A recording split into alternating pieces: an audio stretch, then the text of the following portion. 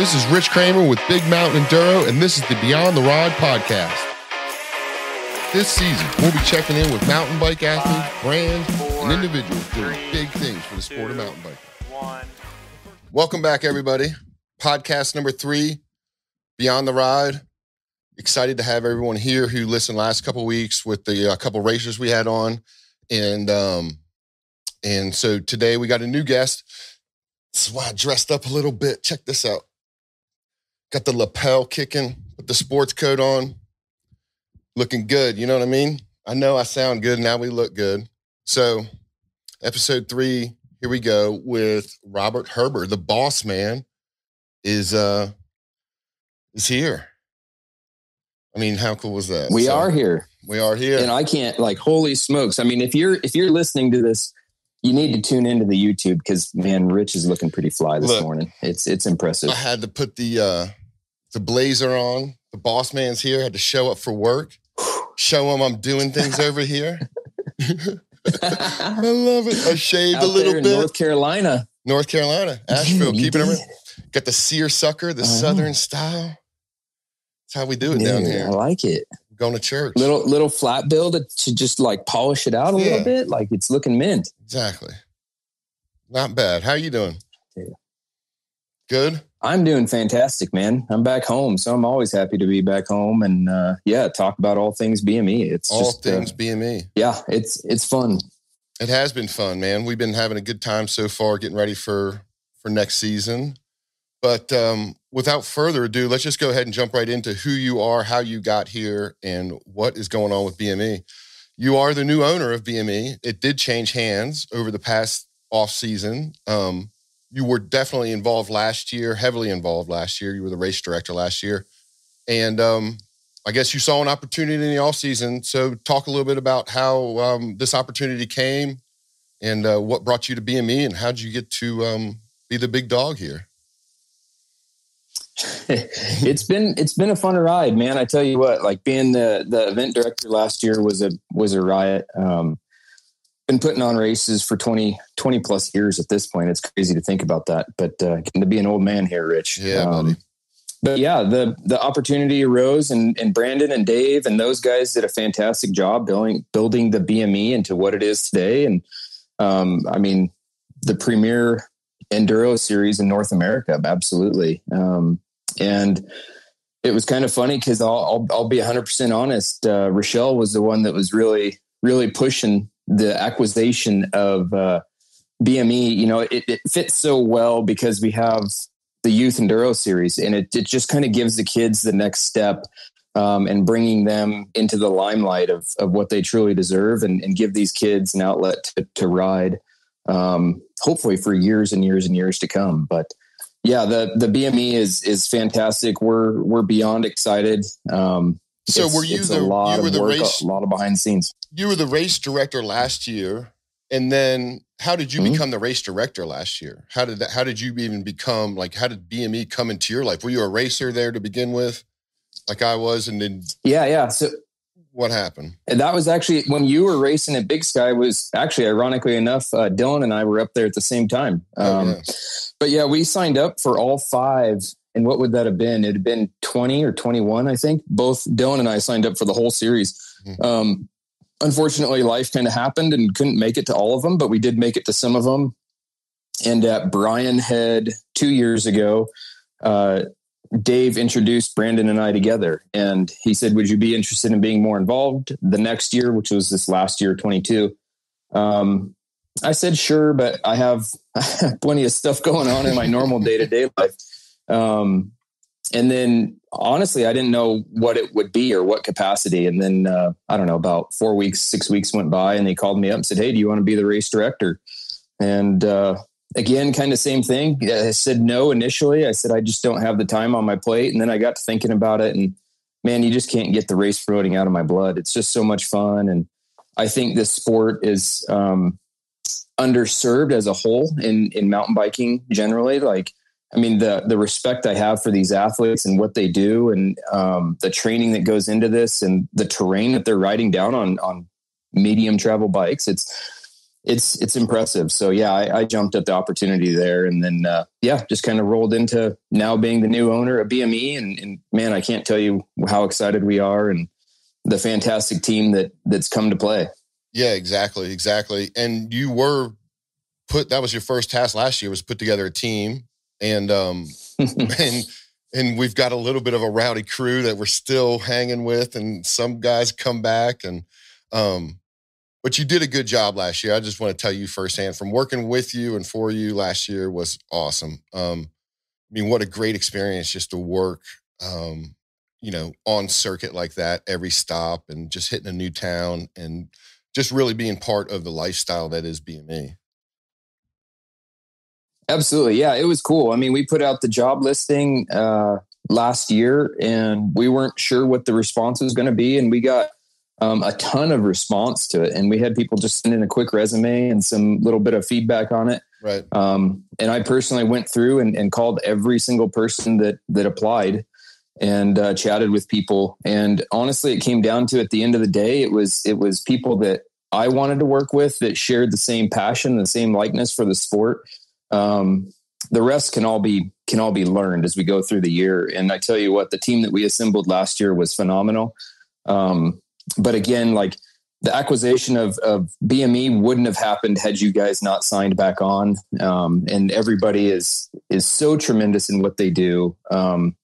It's just, I can't say it enough how excited I am, and the passion that everybody brings to the table. Like, the stuff that we have in the works that we've been working on for the past 6-8 months already, is really going to wake people up. And that's a nod to the podcast here. I mean, the podcast has been a huge energy output, I know, on your behalf, taking time away from your family and stuff to do this and do it on a professional level like it is.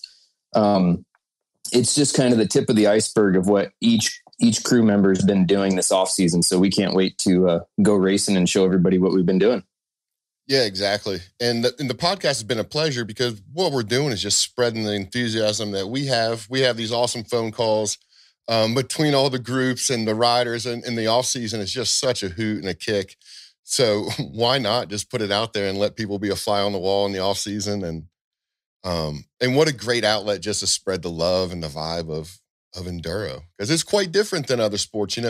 Even when I talk about enduro in certain circles, people aren't very familiar with it. I was at a PT appointment the other day, and the guy was asking, she goes, "What kind of bikes are you riding?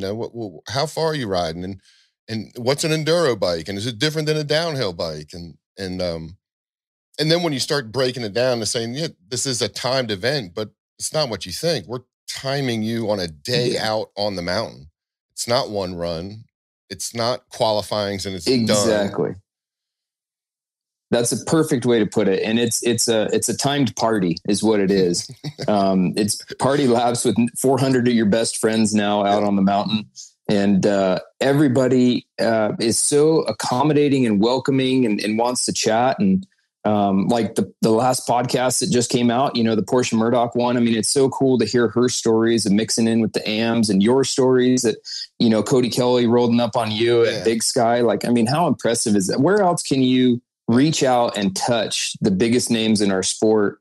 And they are just so humble and they work so hard for everything, but they're there to help everybody. And that, like, enduro, in my opinion, is the most exciting, fun format of certainly mountain biking, but I think cycling in general. It's such a welcoming event. It gets crowds just like cyclocross, but it's even more obtainable because you're able to, the AMs are riding with the pros. I mean, how cool is that? Where else are you going to do that? It's so exciting. Yeah. You can't. I mean, there's no other form of racing or event that I can think of where you can mix in like that. And actually compare your times to the pros' fastest times. One of the favorite things. You're running the exact same stages. Yeah, the best thing. You're running the exact same stage. You're getting real times, and you're comparing yourself. And what better way to be part of the AM pack, the amateur pack, or the old guy pack, or the young guy pack, and you see the times being posted throughout the day, and you just get so excited that you actually finished the stage and was within, who knows, 20, 30 seconds, a minute, 2 minutes. Some of these stages are ridiculous that these guys lay down. It's cool. Oh, it's crazy. And it's so awesome that everybody's out there at the same time, and you're literally running down the tracks before the pros even get to it, in our start order. So it's so cool. And then you're mixing in multiple stages per day. It's just such a fun, welcoming environment. It's awesome. Agree. And what a confidence builder for, like, you talk about youth enduro, like what a confidence builder in the stories that come out of some of these race weekends are just crazy. Mm-hmm. And, you've talked about it before about how, youth enduro is a perfect feeder league for a confidence builder to one day ride BME. And I know we're having a couple events together this year, Youth Enduro, Big Mountain Enduro, for everyone to kind of get together as one big family of enduro. And these guys get to see and hopefully aspire and build the confidence to get to ride the full weekend of BME. Yeah. And the truth of that is these kids geek out just as much as you or I do around any of the riders, and how cool is that we have the same excitement that the kids have and vice versa. I mean, and what these kids are able to ride and how gnarly of terrain I'm able to put them down, and they just keep asking for more. It is just so impressive. Yeah. And it's super cool. To me, the most satisfying part is when the parents come up afterwards and they have a tear in their eye and they're like, we never thought our kid could ride that. Like, he came down, he was so pumped. He wants to do it again. He wants to get, and that's the part that truly for us, has allowed us to continue the Youth Enduro Series, but bring it to the forefront, of enduro racing, which is BME now, to bring that and showcase these kids and their talents and their abilities. I mean, we all know the teams are out looking for the next year's talent, next 5 years talent, and so on. And how cool would it be to see some of these kids end up on factory rides and just keep progressing their abilities and the sport. I mean, it's just there's such a bright future going on right now. We're excited to be a part of it. No, it's not if we see them, it's when we see them, because some of these Groms are just complete rippers and they are noticed. It might be my favorite group of people to watch on the mountain. It really might be. The support they give each other. They charge, man. They charge hard. It's a blast. And they charge in a fun way, that they're just out there riding with their bros and girls, and it's a blast to watch. It's so cool. But yeah, and what's cool is that even it's kind of like what we were just talking about with Portia and Cody, but like the kids are the same way. The kids that are in the advanced boys that are ripping, or the U21s, they're just as out there and willing to help any other person on that mountain, their kid, their competitor, everybody. It's such a welcoming environment, and that's what gets me so excited about this. And to just go out and put on races, I have no interest in that, to be completely honest, but to put on enduro and to give these people, I mean, it's just a different group of people that come to these things. And that is what makes it so exciting for us. It's the whole party. I mean, it's all of our ops team. It's our whole management team. Like, everybody just wants to go and ride bikes and visit cool destinations. And that's what we're doing here. So, yeah. Well, congrats to you, man. Congrats to you and big props to you for actually being in the movement, being ahead of the movement, and now in charge of the movement. So, we're here to follow you, and you do a great job putting a race weekend together, man. And it's just a blast. So you do take a lot. Well, we got a lot of cool things in store. So it takes an army, and that's, that can't get underplayed. I mean, it's like I've said before on other formats, there's so many guys, there's 6, 7, 8 guys that are people, not just guys, that are salaried on our team, that are working, and they're not paying mortgages on that salary, but they're definitely salaried, and we're working 12 months out of the year. And to give you and everybody a little insight, like, we're already locking in 24 venues at this point. So we hope to have that calendar out late summer, and I think it'd be super cool to be able to share that with everybody. But yeah, there's so many things that we're working on that even at this point in time, we can't quite announce yet, but there's some very exciting things on the horizon for enduro and Big Mountain Enduro as a whole. Yeah, agree. Some of the stuff that's coming up is truly going to be a really special season. But let's talk about where we're going first. We go there May. We're going down to Arkansas, brand new place, Mount Nebo. Have you been down there yet? I know we're going next week or weekend yet, but have you been down there yet? Yeah, no, I'm flying out in 7 days to go down and see Nebo for the first time. So perfect. I have not set foot on Nebo, seen a ton of footage and stuff, and what they are providing for Big Mountain Enduro is going to be truly unique and true to BME form, so they're putting in trails specific for the BME, and a couple of them are actually going to re-veg afterwards. So how cool is that the only way you'll be able to ride some of these trails is through the BME format. So that's fantastic. It's going to be an awesome weekend. That's cool. What trail groups down there working right now? I know I heard the name, but I can't remember. Yeah, Jagged Axe is down there, and he's been building some incredible stuff over the years, and he was responsible for a lot of the insaneness down there at Ironton, and he's all over the place building. So it'll be great to see what he's already got done so far and see what's ahead for everybody. And we'll be sure to throw some little teaser clips out there. Yeah, we will. We'll do some footage. While we're down there, I was looking at some footage that these guys have on YouTube. I think it's called BKXC. If anybody gets a chance, check them out on YouTube. But I talked to the guys and they said that I can play some of their clips. I wanted to show you some stuff that's going on down there. It's pretty rad looking. Yeah, it's pretty rad looking. And some of these rocks, look at this first rock section. Tell me that doesn't look just like Ironton. It does, and it's so cool. And I think that's what's so unique about BME is that we get to go to these places and highlight local riding. I think most people would agree that they don't think of Arkansas as the first place to go enduro mountain biking. But man, look at these trails and look at where we're going. Yeah. The views are spectacular. And the top of that hill, right where these guys are filming from, is actually going to be where the whole vendor village and setup is going to be. So it's going to be. I mean, look at that view. Look at that view in that side bank there. I mean, that's it's tight. Incredible. That is. That's going to be so much fun. Now that I'm looking at this, I'm getting pretty excited about going down next weekend. Look at this. 7 days, Rich. 7 days. We'll be there. We got this. I mean, the rocks look amazing. It looks just like Ironton, those big, gnarly granite rocks. And Arkansas crowd is responding. I mean, it's incredible to see what the registration numbers are doing there. I mean, we're getting extremely close to sellout at Arkansas. So clearly the locals know what they're in for. And it's going to be those that make the journey are definitely going to be treated to a fantastic place to ride. Yeah, I agree. And I know everyone is hyped to kind of spread the word. And that's another cool thing that we get to do at BME is kind of put a couple places on the map a little bit. I know, I've never heard of Ironton, Missouri until BME went there. So places like that, it's kind of cool to put on the map and say, hey, yeah, we did go there and we went there and what an awesome place. So definitely looking forward to Nebo, looking forward to it. Nebo is going to be awesome. It's really going to put them on the map just like it did for Ironton. And those guys were so excited. It really took the spotlight of mountain biking and put it on them. I mean, just go through the comments on Pink Bike and people never would have thought they'd get that kind of riding out there. I mean, and listen to the pro riders and they're like, that was insane. So people are going to be definitely impressed with Arkansas as well. Yeah, I think so too. And it looks like a good mountain biking community as a whole. So it's going to be a good vibe. And then what? Awesome. And then we go to Phoenix, Arizona, another new spot for us. That place is going to be awesome too. Yeah. I don't know much about that. I've looked there, and then off to some familiar places that we know up north, Durango, Utah, and finish up in Big Sky.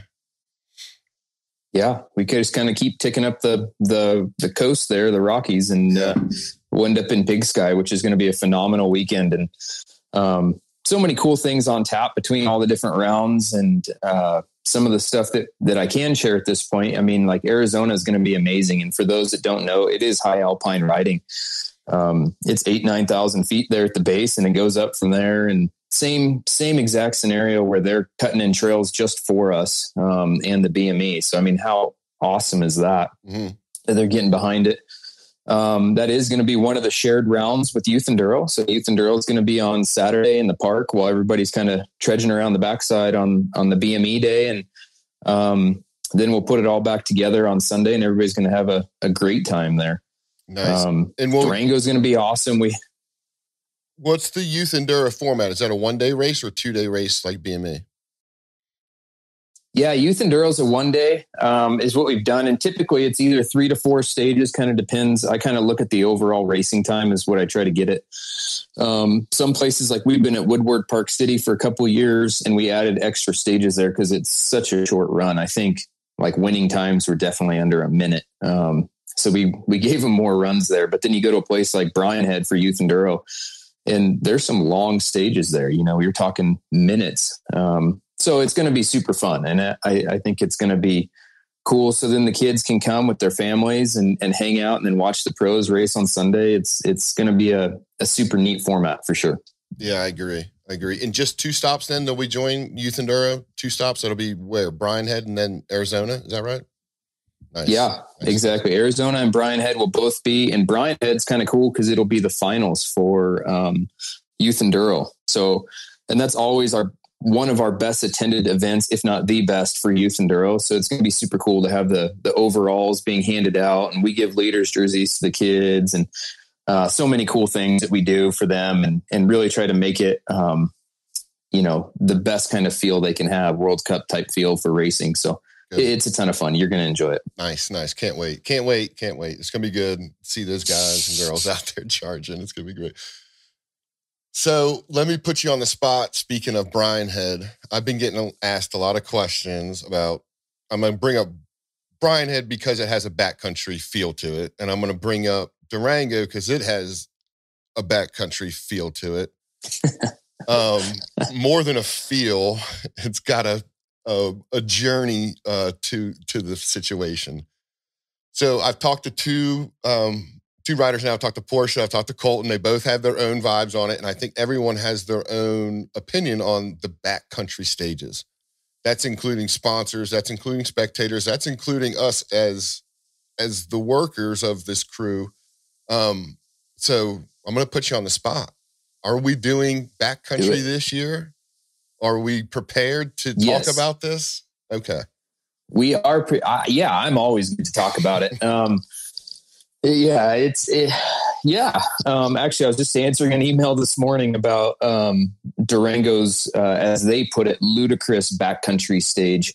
And there's no knocking it because the stages out there, the trails out there are incredible. And that's what riding in these places offers. Now under a racing format, that's a totally different scenario. So yeah, I'm not even afraid to talk about it. And the ops team, Greg, our ops manager, has been working diligently in the background with me, trying to come up with course alternatives. We're still going to have backcountry, but it's going to be a lot more, I'll call it, reeled in. Logistically, it's such a headache for everybody, for the riders, for the teams, for anybody out there, because you have to stash food. You have to take enough food with you. I mean, when you're doing a 40-mile day, that's massive. And you're at high alpine riding. You're 9,000 feet and above the whole time. And then logistically for us, it's astronomical what we put into it. I mean, I had on payroll last year at Durango, I want to say it was somewhere around 30 to 35 people on payroll that day just for the backcountry. We had over a dozen medics that were roaming. Some were on bicycles, some were on motos, some were in vehicles. It's just, I just don't feel that it's the right. I mean, those rides are amazing to go and do, and I love doing them personally. I have an XC background. I love that kind of riding. But in a racing format, it just isn't quite right. I heard from the pros, I heard from the teams that day, and people were like, this is a bit much for the backcountry and logistically speaking. So, we're definitely reeling them back in. They're still going to be treated to some amazing trails, even at Durango. We're looking at a couple trails that have not been raced before, so that's going to be awesome. And Bryan Head is going to be similar trails that either haven't been raced before or haven't been raced recently. We kind of have both of those in the mix. But it'll keep it a lot closer to the village and let people have that backcountry experience, but also not be so remote in case something happens. The weather rolls in, which always happens at these things. And, of course, high on our list is the medical evac situations. If something happens to a rider, how do we get them out there in a respectable amount of time? So there's a lot that goes into these, but yeah, we're going to be changing it this year. I think the overall format is going to be much more fun and enjoyable for everybody. And that's the response I've been getting from everybody. They're excited to hear it. So I hope everybody is. Well, I think, how can you not have a great weekend out there? But I think you're right. There is some thought that needs to go into those things because there are pros and cons to them both. It is a hike to get out to some of those stages, and then it's just an epic day, like you said, for everyone involved.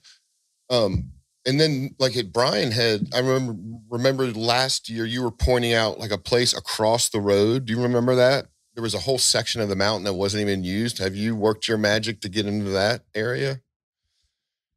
Oh, I've got a few tricks up my sleeve there for sure. Trust me. Yeah.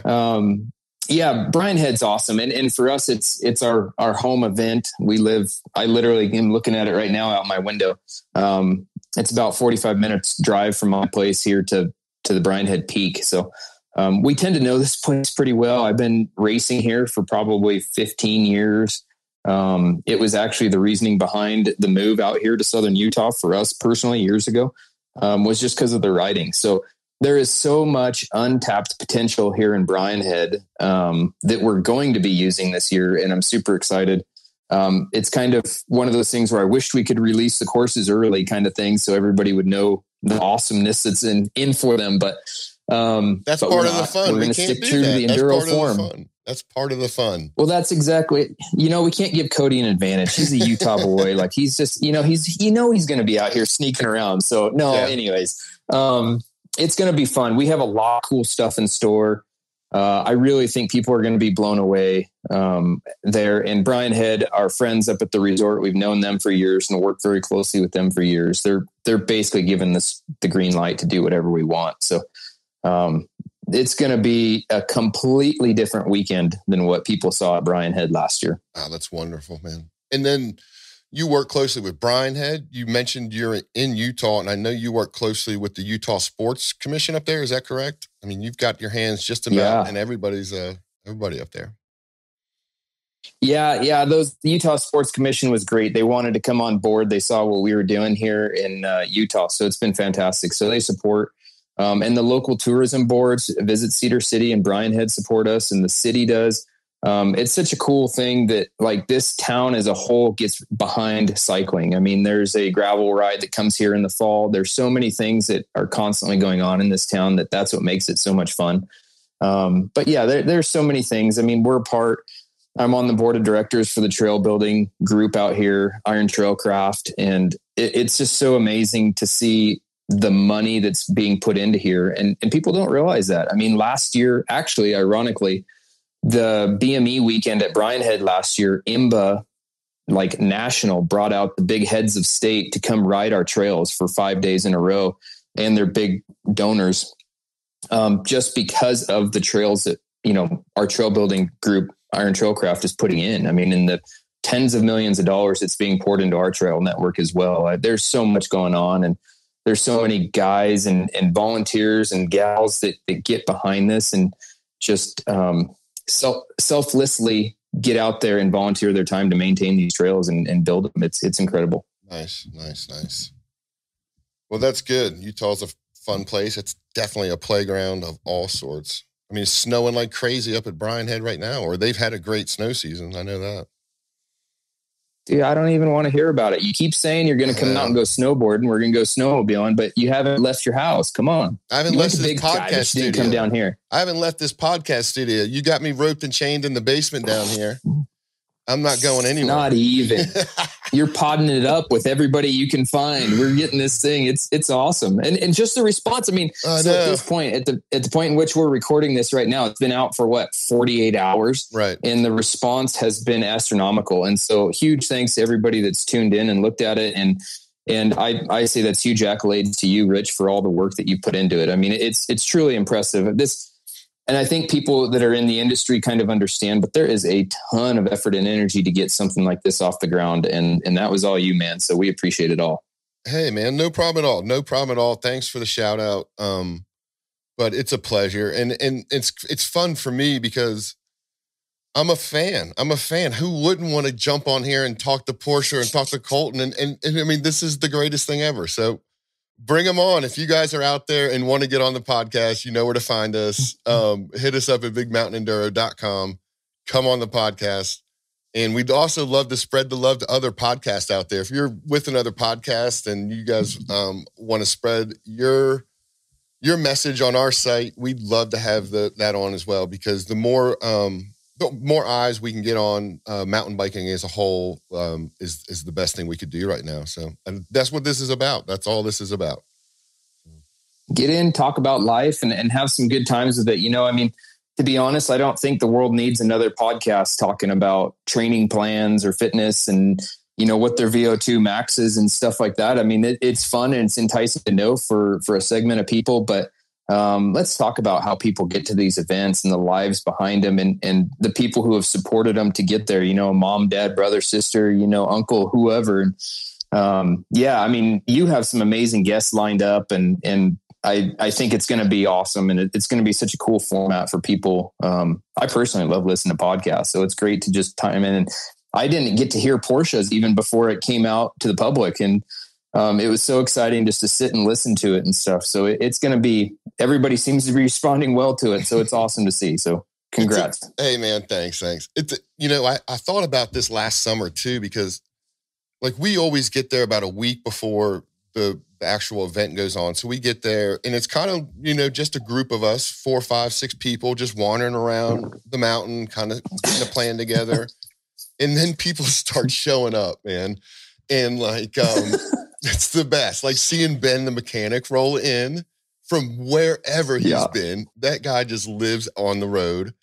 Everybody's got a story. And then everybody shows up in different shape. Like, you know, some people show up on just hours of sleep. They've been cross-country traveling. Yeah. Snowstorms, winter storms, summer storms, floods, whatever's going on. The stories are out there. And so just to spend a day or two catching up with everybody, the mechanics, the teams, these people that drive in and just stay out on the road. It's a blast just to hear their stories. I mean, even last year, that EWS was in, I believe it was in Maine, the weekend before Brian Head, and yet all the trucks were in Maine, and then they hauled all the way across the country, basically nonstop, except for fuel stops, and came whipping into Brian Head on whatever it was, Thursday afternoon. But I tell you what, that's when it gets real exciting for me. Is like you said, we show up, you know, Sunday, Monday before the event weekend, and we're pounding stakes in the ground and getting stuff organized and ready and stuff. And it's kind of lonely, to be honest. Correct. And then it once is. Once Wednesday rolls around and people start showing up, you're like, oh, cool. People are actually coming to this thing. And it's just so exciting. And then to start hearing all the feedback from everybody, like, oh man, these courses are insane. They're so much fun. Like that's when it really starts ratcheting up. And then, then you don't even need caffeine the rest of the week. You're good to go, man. It's lock and load. Yeah, I remember being in our first race last season at Ironton, and there was a group of us out just in the middle of nowhere. No course has been marked, and we didn't even have bikes. We were just on foot and backpacks. And then all of a sudden, like a ghost train through the woods comes 6 or 7 Specialized riders. We didn't even know anybody was in town. No courses marked, and they just came charging down. I remember I can't even remember who it was, but got off the bike, took a couple looks, featured something, and just right over these features. And we were still there in awe, looking at these boulders going, okay, we're going to put the racetrack down these boulders and over that tree, and they'll clear this, they'll do that. You envision these things. And then just to see these guys just come out there cold and just a train of them coming through the woods. Like, whoa. It was a blast. It was so cool to watch. It's exciting. I hope everyone's having a good off season. And I've been following everybody on Instagram, and I know everyone's training as hard as possible. So they're not messing around this year. I mean, people are coming to play. They're not messing around. There's a lot on the line, you know, for these guys and those that are trying to make a living and those that are just trying to get away for the weekends. I mean, the pro purse, we grew it by 50% this year. It's up to $54,000 now for the series. And that breaks down to $9,000 a round. I mean, it's pretty awesome. Equal payout, both men and women. And then the AMs, I mean, kudos to the sponsors that donate tens of thousands of dollars worth of product that we're literally giving away at these events, from full wheel sets to forks to drivetrains to tires. I mean, helmets. You can't even, it's crazy. The trailer is so full when we pull up to these events with just pricing and product. Yeah. It's a relief to go home because there's quite a bit less stuff going back in the trailer when we go home. So yeah, huge support from the industry, and we can't thank them enough, because to do an event of this size, it takes the whole industry to get behind it and support something like this and the riders. And it's incredible. I mean, there was a story, I actually think you probably know it better than I, that a gal came and she, I think, got first or second in most of our events last year. And she won so much prizing. She almost put a whole bike together. She got the frame from Specialized. Is this Teresa? I think it was everything. I think it was Teresa. Yeah. I mean, how cool is that story? Just from her winnings alone, she was able to put together like an $8,000 bike. I know. It's pretty impressive. And that's just off her winnings. That wasn't even, she didn't select any of it, so we mix it up each time. It's cool. That, Teresa, if you're listening, please get in contact with me. I'm going to contact her as soon as we get off her here. She is one of the most energetic ball of joys you will ever see on the mountain. And she will encourage you like no other to just take these lines. I've seen her at that top of the ladder last year. I think I even have it on video somewhere.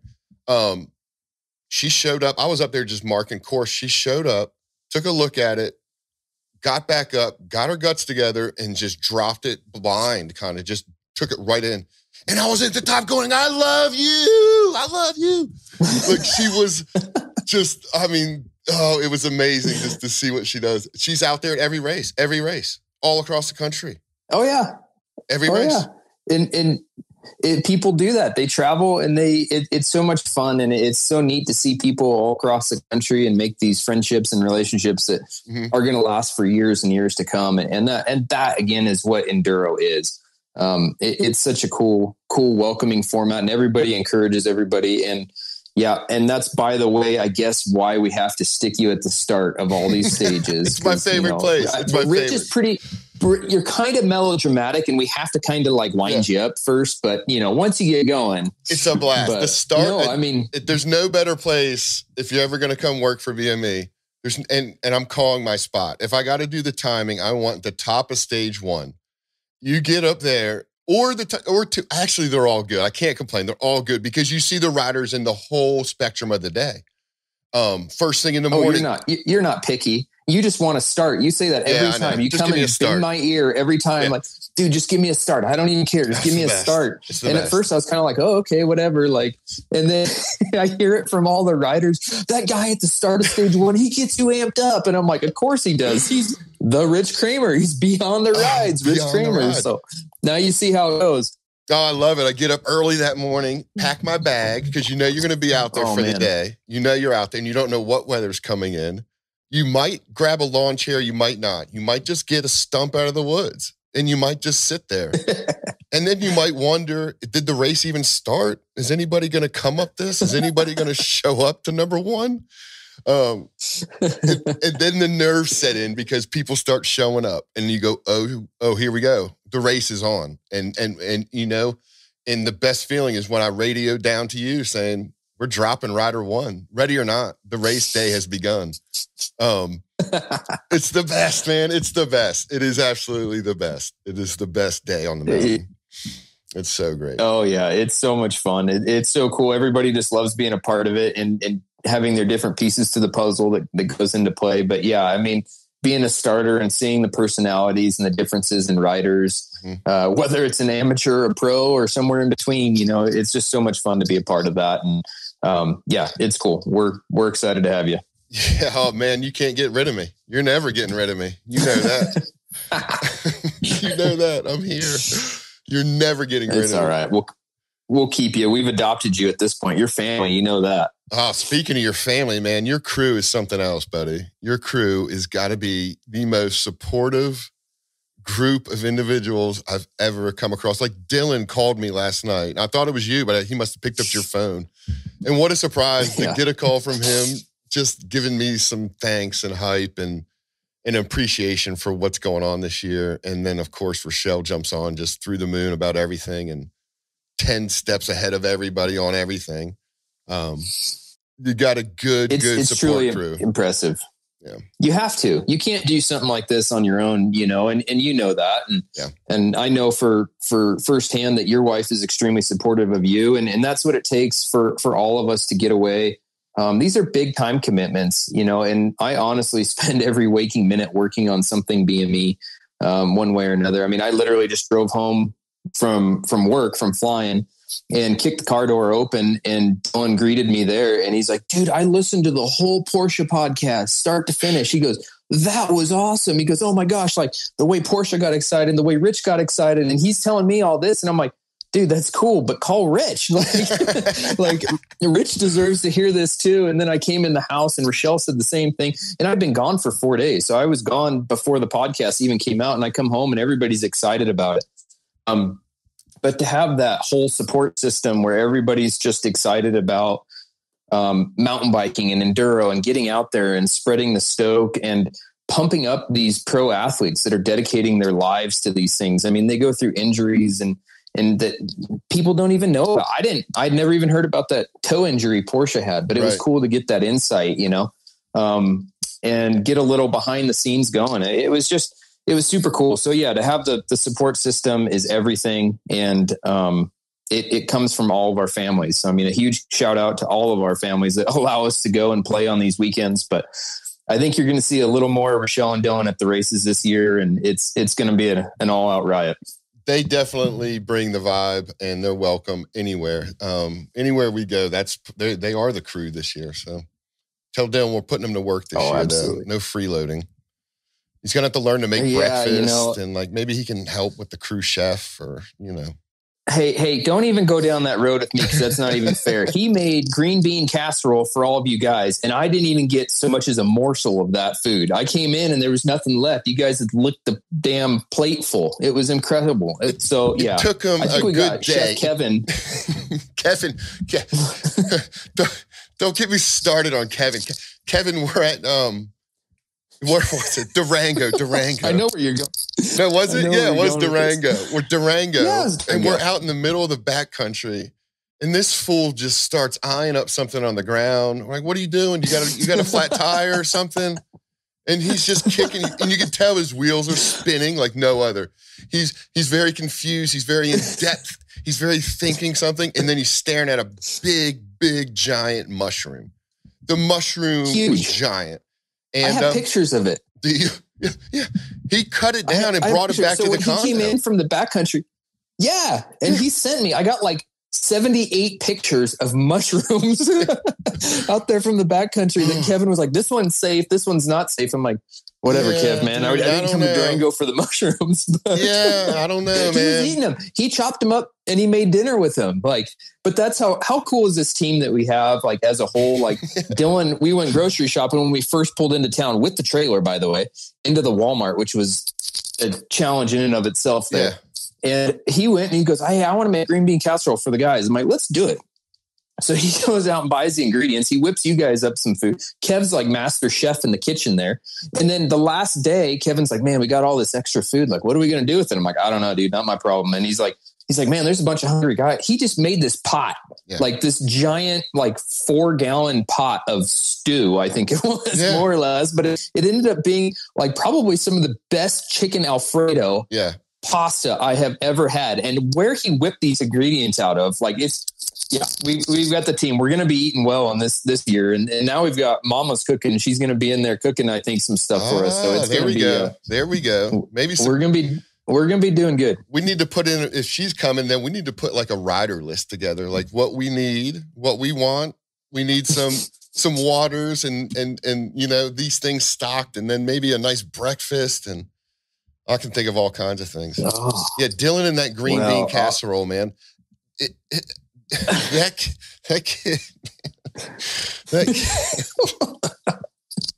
kid is so... I exceed many. Oh, just to sit back and observe him, it's like looking at a mirror of myself when I was 16. And And just to go, okay. You're so right. And You're he's so just, right. yeah. And I'm going to make green bean casserole, man. These guys are going to love green bean casserole.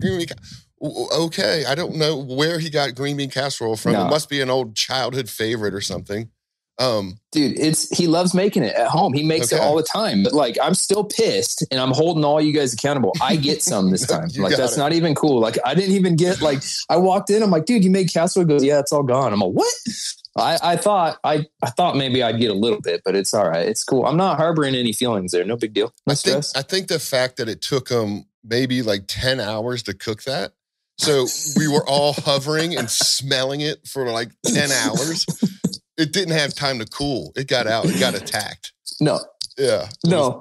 I walked out and I came back and he doesn't just make like a little serving of green bean casserole. It's probably like 20 servings. I mean, it's a lot. Yeah. He's got that mastered. So, we're working on some other food choices. We're going to mix it up a little bit this year, but yeah, anybody wants some green bean casserole, swing on by the BME, like wherever we're at, that'll be nearby. Oh man. It'll be something cooking for sure. Something early in the morning and then late at night, you'll hear some cooler beer crackling around and, you'll find us kicking around. So yes, come on up. We did have quite a few family meals where some random ass people just showed up and friends of friends. How funny was it? So whatever. Yeah. And Nick Nestoroff was staying right above us. And so I remember a couple times it's like, Rob, what the heck are you guys cooking down there? It smells good. Oh man. So it's pretty fun. That's the part I enjoy. Yeah, that was funny. Nick and Kaylee being up there the whole week. And man, we got a little loud and rowdy sometimes. So I know that, man, but one of the best memories I have of that whole situation was, and I hope Nick remembers this, we were packing up to go and everyone had, we were done the race. Everyone left town. Nick and his crew still up there, us and our crew down below, and everyone's trying to pack up their bikes and everything last minute. The beers were flowing. The greenery was growing and we were just having a great night. And Nick comes out and I couldn't get my bike apart. I was throwing a fit and he was just so great, man. He got up there, got his own tool set, helped me take my bike apart, pack it up. And I think they were more marveled at, is this dude going to get this bike in that bag in like tonight? Is this even going to happen tonight? We don't. This podcast will run out before we can talk about you're trying to build that bike that weekend. Yeah. Yeah. I remember a couple of things. It's pretty entertaining. Yes. Yeah. It's very, we got to get a GoPro on that or something. Yeah. I got it down by the end of the season, but this season, I think it's staying with you. I'm bringing my bike and then it's staying in the trailer for the season. It's just parking it in the trailer. Yeah. Yeah. I like it. Let's do it. Just like you have enough room for one more bike in that trailer, I'm sure, right? Dude, we got room for whatever we need. Let's just keep packing her up. And yeah, it's going to be a good year. I can't wait. Oh my gosh. Specialized is sending some more e-bikes for us to use this year. It's going to be truly awesome. And again, sponsors are just incredible the way that they're supporting the series. Nice. So if you see e-bikes gone wild, that's us on the Specialized e-bikes. Yeah. But not on Forest Service trails where they're not allowed to be. There won't be any e-bikes out there. Just roads only. Just where we're allowed to have them. Roads only. Exactly. That's right. Exactly. All right. Well, while I got you on here, I've got questions for you. So here we go. Rapid fire. Crank them out. Okay. Well, you alluded to, here it is. It has nothing to do with biking. I like your second life. I like the behind the scenes, Rob. Like every time I get a minute, I've got to pick this dude's brain because Beyond the ride. Here we go. Into the air. You're a pilot in your real life and not just a regular pilot. You're a true commercial airline pilot for Frontier. Is that right? A true one, not a fake one. Yep. We're a true one. I'm certified and licensed up. So we're to go. It's a trip. You have got to have the most vaulted stories of all time. You've got to have so many stories of just people being ridiculous. Do you even know there's 300 rowdy people behind you? Or are you just up there in your own world going, I'm just got to taxi these people? Yeah. I mean, trust me, they let us know that they're back there sometimes. Which usually isn't a good thing if they're calling us up and letting us know about passengers in the back. But yeah, no, there's definitely some stories And I think that would have to be its own podcast in its own right to cover even just a fraction of them. But I mean, even I was thinking about that this morning, that even yesterday we were leaving Ontario for Dallas is where we were going.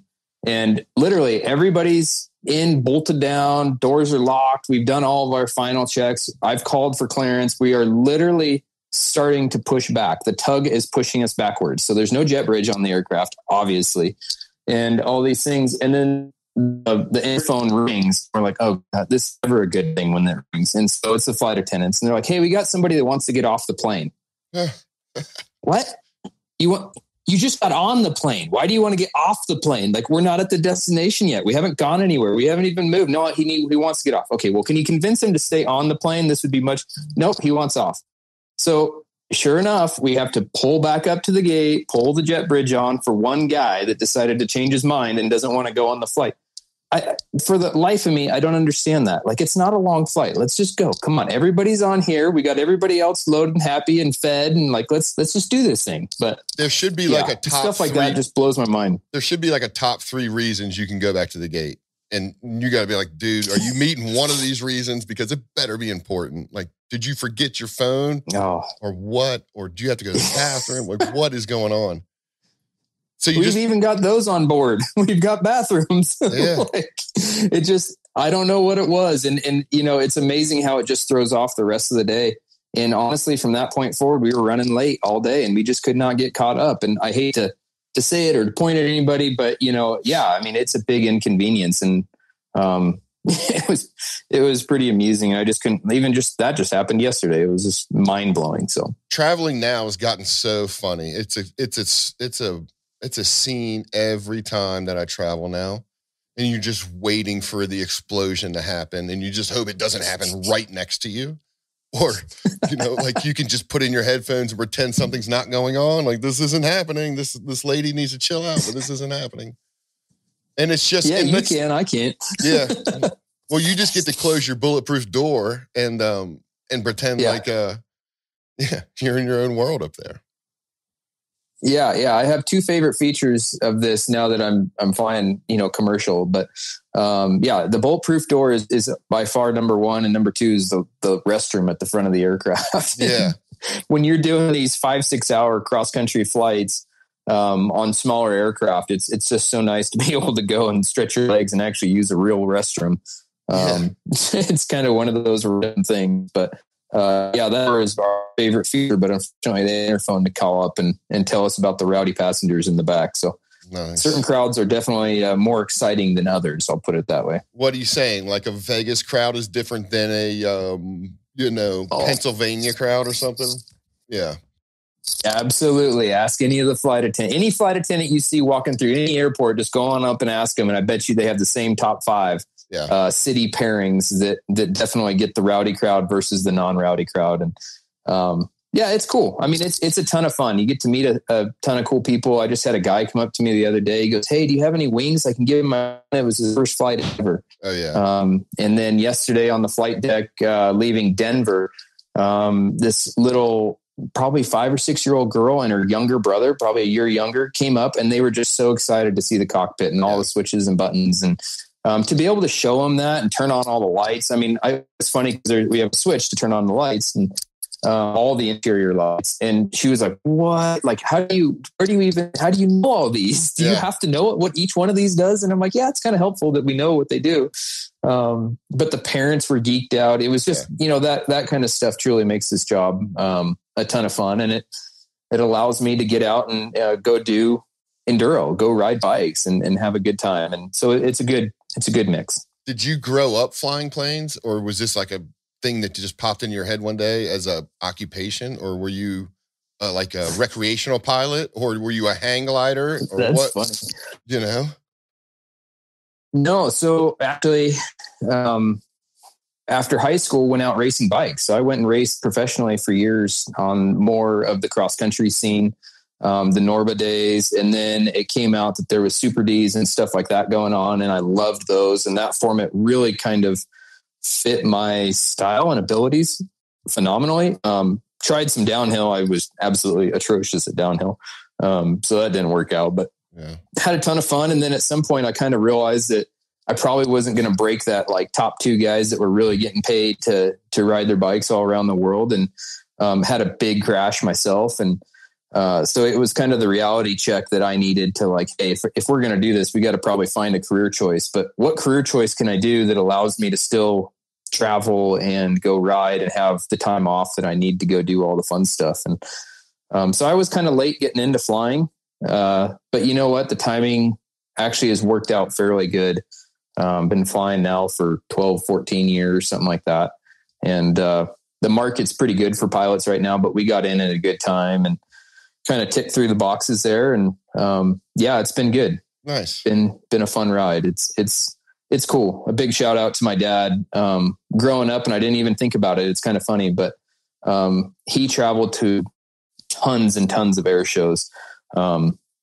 And we had some friends that were on the different teams, the Thunderbirds and Blue Angels. And so we got these like all access passes, and even that being immersed in it growing up, it was kind of interesting how that never really crossed my mind as a career path till I kind of started slowing down on riding and was transitioning from like, let's train and race and be the best we can to like, let's just go have some fun doing it. So it's been a fun journey for sure. And then you just go straight to like pilot school, flight school, or do you mess around with recreational flying at all? Or do you just go straight to become a pilot school, whatever that is? There's different ways. So, I mean, in the past, 20, 30 years ago, the traditional route to become an airline pilot was basically through the Air Force. The Air Force was producing all the pilots at the time. And now with the UAVs, the drones that are flying around, it's kind of transitioned. They're still producing a lot of pilots, but they're not stick and rudder pilots. You know, they're drone pilots and stuff, which are phenomenal. A bunch of my friends did that for the Air Force, still do it for the Air Force. I mean, we need those guys, and it's awesome that we can fly aircraft literally on the other side of the world, but not be putting a human's life in danger. I mean, talk about the technology, and I'm always so fascinated by that and how they actually do it.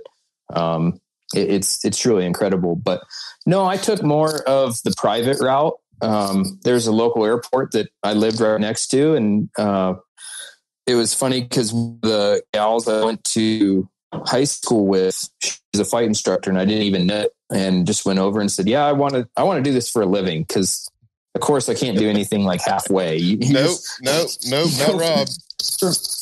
From 0 hours and no logbook to like, yeah, I want to do this for a living. That sounds good. Like clearly, like that's what you do, right? Like, and she actually was my intro instructor, and she goes, "Well, I can log it for you, but it's a long, hard road, a ton of money." And I'm like, "Yeah, cool, whatever. Like, let's do this. Like, I'm going to have a job doing this." And sure enough, like I just put my nose to the grindstone, paid for my own way through all the flight school and training, and you get your different ratings. And a bunch of my friends got the benefits because I needed the hours. So we loaded bikes up in the back of the airplane and go fly to Keysville. We go fly all around California. That's where I love to fly. And go for a bike ride and then fly back in the afternoon. Like, how cool was that? That's awesome.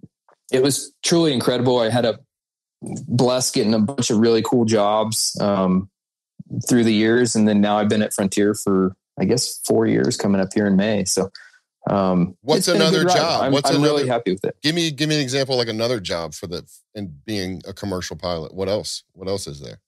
Oh man, there's 1,000 different things you can do. But yeah, I kind of went the flight instructor route, which funny enough, I didn't want to be an instructor. Okay. I did do it. I got my hours. It was great experience. And it's amazing where in the teaching environment, you don't realize how much you don't know till you have to teach it. And it can be in your head and you understand the concept, but be able to parlay that over to somebody who doesn't know. It really makes your depth of knowledge get so much deeper. Got a super cool job in California flying Pilatuses up and down the coast. I did that for 4 years. And what's got that, into the check airman. What's a Pilatus? Yeah, it's a single engine turbine with a prop. So it's not turbo prop like people like to refer to it, but it's a turbine engine. So it's a jet engine, just like you see on the commuter travel that you do these days. Just has a prop on the front. But yeah, we had it in an 8-seat configuration with a lav up front and then a big cargo door in the back, which was super cool. Nice. I like to call it kind of like the pickup truck of the skies, because you could load dirt bikes in the back of that thing. You could put whatever you want. Nudge, nudge, wink, wink. But maybe we need a BME aircraft. You read my mind, my boy. You read my mind. You know I'm going to sneak that in every chance I get. I only have like, let's see, 3,500 hours or something in that. I'm just throwing it out there. But, well, I think you're good. But it was fun. And I got to teach in that. I trained up probably 100 or so new pilots in that aircraft. And there again, man, it was cool because these kids, it was humbling because these kids knew a lot that we were bringing in. But it made my depth of knowledge go so much deeper than what it was prior to that. And it was just such a good experience. Left there, went and did some corporate travel. We were Vegas based and was all over the country. And honestly, most of the time I was on the East Coast, flying up and down, moving people around. But it was a ton of fun. I liked the job, but far and away the 121 career, the airline travel with Frontier is the best. I mean, I don't even dare say how many days off I have this month, and it's cool to be able to work both jobs, and it gives me it's fun. I love the act of flying. All the other stuff is kind of, airports and hotels, and that kind of gets a little mundane, but hey, if it leads me down the road to be able to go travel and ride my bike and tow a big trailer around the country, put on some events, let's do it. All right, man. So the next time I see you, I want you to come up with those 3 things, and maybe we can just start a whole nother podcast on Beyond the Pilot. I've got just a million Beyond the Pilot. I've got a million stories. So if you guys ever see Rob walking around lonely in the pits or something, come up to him and ask him to tell you a good pilot story. It's the trip. It's the best.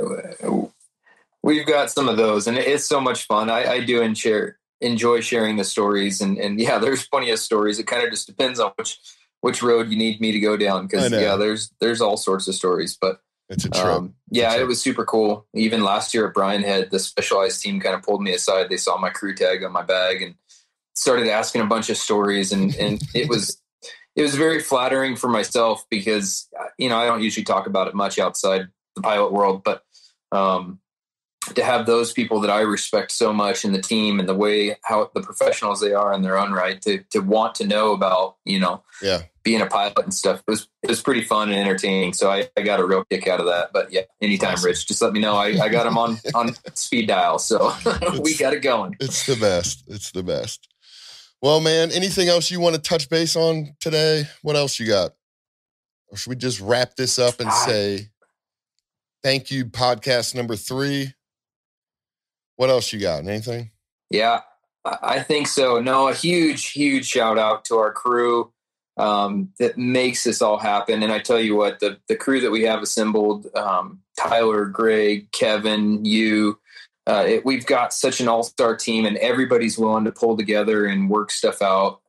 We've been working on some stuff behind the scenes that I can't quite mention yet. And the whole team just pulls together and rallies and does it. Like it is a true team effort here. And again, all the families that support us and allow us to get away and go do these things. Huge kudos to them and thank you. And we can't wait to see how this year shakes out. All the riders, all the teams, again, 1,000 cool things in store for the year. Let's get going, man. I'm getting antsy. Let's do this thing. Well, let's do a couple more of these podcasts together too. This worked out well, and this is a great way for you and I to just touch base with the community and the racers once in a while. So keep an eye out for Rob and I. We'll be on here. Maybe we'll get our little side show going, Rob. We can become a real podcast with host and guest host and all the good stuff. I think we got a lot of cool stuff in store plans that we have. So I think it'll be super cool. We need to get my studio built up out here, we can do that. And my dog's trying to steal the limelight right now. He's jumping in, but well, thanks, man. There's tons of cool stuff in store. Let's do it. Yeah. Thanks so much for spending time with me. And that was a good talk. And thanks everybody for listening. And we'll see you next time. Thanks, Rob. See you at the races. See you later, guys.